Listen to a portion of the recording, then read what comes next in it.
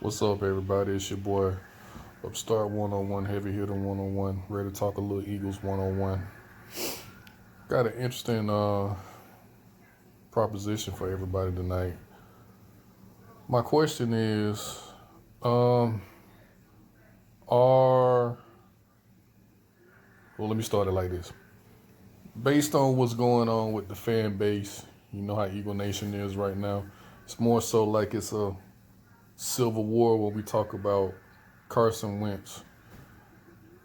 From the standpoint, whereas you got the side that says, what you expect him to do? He has nothing to work with. Then you got the other side that just doesn't care. They expect him to do more because basically he's getting paid to be that dude. But what we have to realize is I've been thinking about this for the past couple of days myself. Maybe our expectations for Carson and the type of player he is or will be are too high and unrealistic. And what I mean by that is, as you can see based on the title, everybody doesn't get to have one of those franchise quarterbacks that are the elite of the elite. To me, there are two tiers. There are two tiers of franchise quarterbacks. You've got the good franchise quarterbacks who can win you games, who can win you a Super Bowl, get you to a Super Bowl, win you a Super Bowl, but they need everything around them in place. They can't, if anything is lacking, they cannot make up the difference for it. So when I speak of that category, I'm talking guys like Matt Ryan, who is a former MVP, led his team to the Super Bowl, has a winning record. I think he's won 113 games and lost 87, so that's almost 30 games over 500? It's pretty good. It's a franchise quarterback. But he needs a lot of other stuff to work well with him. He can't make up that slack. Another example, Phillip Rivers, back in his San Diego days. Could never get over the hump in the AFC Championship game. But he had some nice teams around him back in the late 2000s when he had LT and Gates and all those guys. With Merriman and all those, he had some great talent around him. And when the talent fell off, he wasn't able to pick up the slack enough to get those teams into the playoffs until they were able to build the talent back up through the draft and subsequent free agent picks. Another example would be Cam Newton. Another guy, former MVP, took his team to the Super Bowl, but the year they went to the Super Bowl, they had a hellified defense. Hellified defense. And Cam played the position the best that he's ever played it. That one year in particular. Sound familiar? I think it does. Then you've got another guy who just retired from the New York Giants, Eli Manning. Franchise quarterback, but he's going to get more leeway because of his 2 Super Bowl wins. And that's what happened with him for the longest.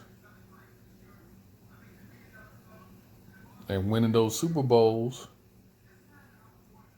their defense was a monster. In particular, that front 4. So you have guys that are franchise quarterbacks, but aren't those guys that can plug some holes, so to speak, if the boat is leaking. Now you've got another guy, Joe Flacco, for the Ravens. He was a franchise quarterback there for like over 10 years. They had Ray Lewis, Ed Reed in that defense, and Flacco don't get me wrong, Flacco made plays, but he had the nice team built around him, and it worked. And more so, we already know from experience that you don't have to have the elite of the elite franchise quarterback to win a Super Bowl. You have to have, a lot of things around him to help him out. We can go back to 2017. Everything seemed to work in synergy that year. Carson had a lot of things to help him out. And more importantly, we stayed somewhat healthy. We still had some injuries here and there, but we ran the ball.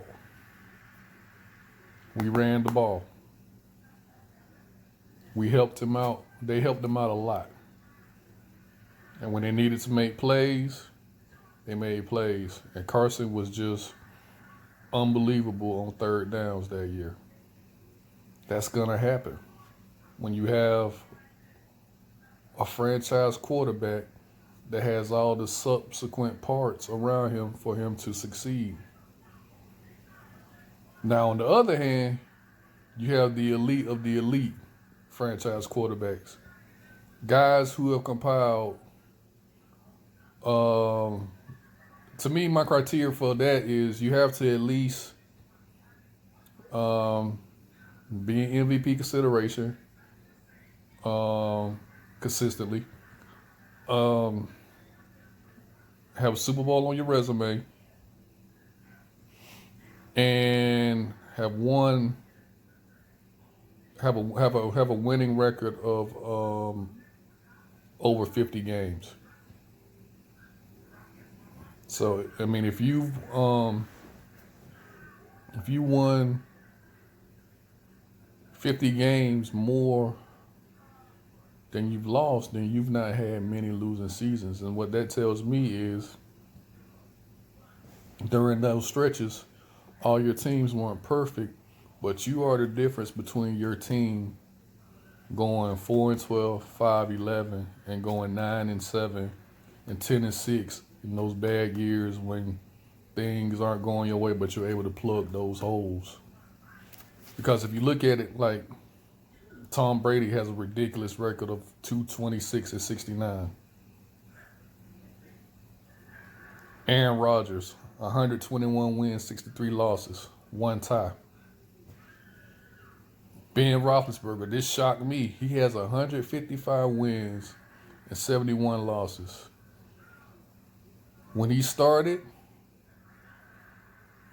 um, 15, 16 games, he's never had a losing record. The only year he had a losing record was 2006.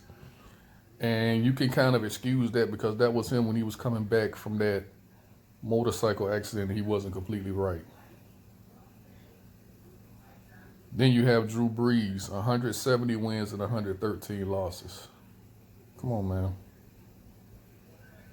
These guys are able to plug holes and win those extra 4 or 5 games that you have to win in a season that the other tier of guys can't do. And there's nothing wrong with that. There's nothing wrong with that because we've seen that you can win right there, but you got to have a competent organization that can put the right pieces around those guys. Oh, and last but not least, the guy that just beat us last Monday night, Russell Wilson. He's never had to lose a season in his career.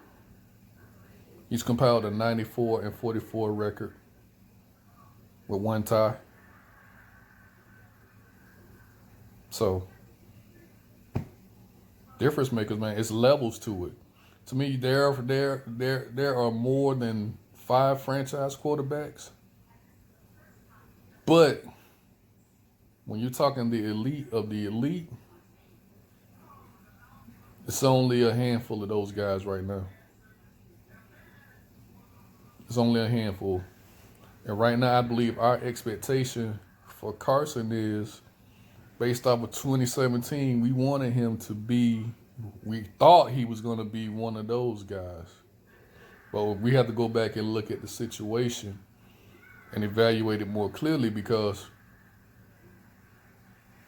everything was right that year. You had the perfect running game. You got a lead.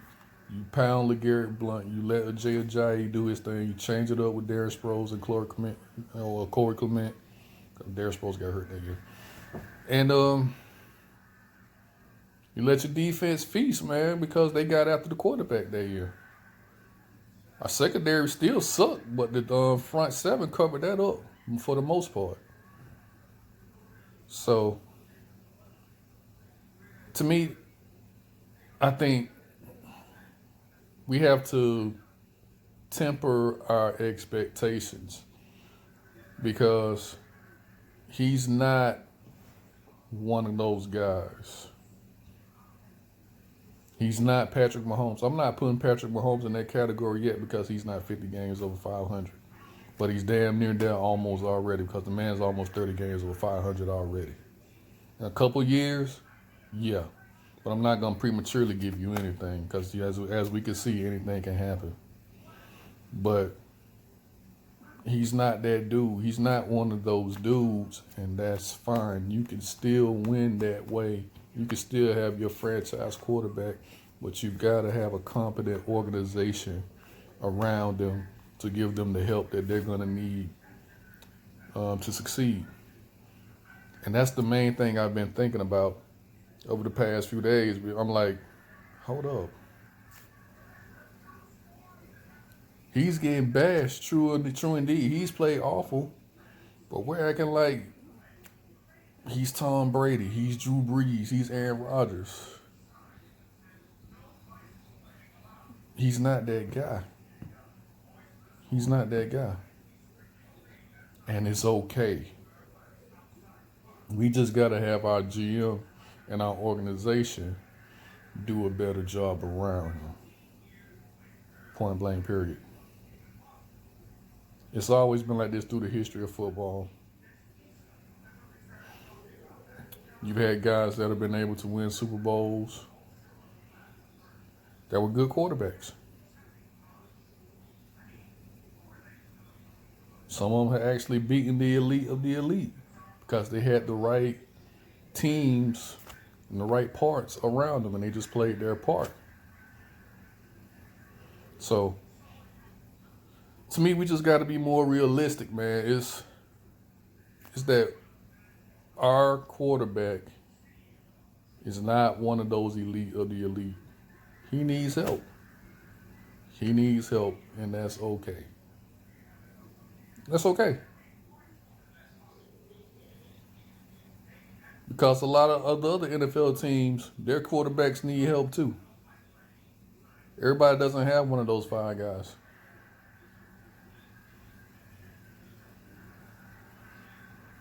I mean, if everybody had one, it'd be a very interesting league, but no. The onus is on the organization to get this thing right with him. They have to help him. He needs the help. He's in that next tier. He's a franchise quarterback, but he's a good quarterback. And well, like I said, when you're talking elite of the elite, you got to be at least 50 games over 500 as a starter. Because what that tells me is that you're not having many losing seasons at all. And you're plugging up gaps when they need to be plugged up. Because with the salary cap and all that stuff going on, your team is not going to be perfectly constructed all those years. And these guys have longevity on their side to show for that. So they're just, like I said, they're just plugging holes. They're great players. Now, that doesn't mean you can't be a Hall of Famer as a second-tier franchise quarterback, because that's not true. If you look at Matt Ryan and Phillip Rivers' numbers, they're going to garner Hall of Fame consideration. Eli's going to garner consideration just for the 2 Super Bowls alone. And honestly, he's got a case, because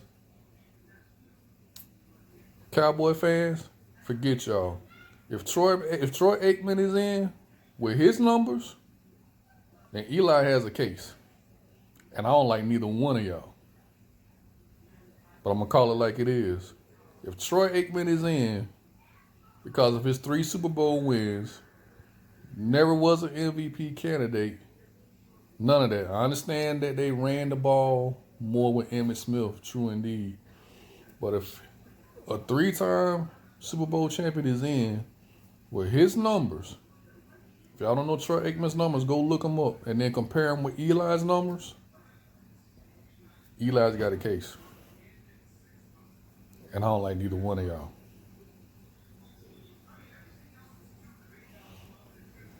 But yeah, man, that's it. Tell me what you think. I mean, if you like what you heard, just hit that like. If you don't mind, hit that subscribe. We're going to keep bringing it to you, talking about this team. You can't do nothing but get better, y'all. You can't do nothing but get better. So, it's your boy, Upstart 101, signing off. Eagles 101. Peace, everybody.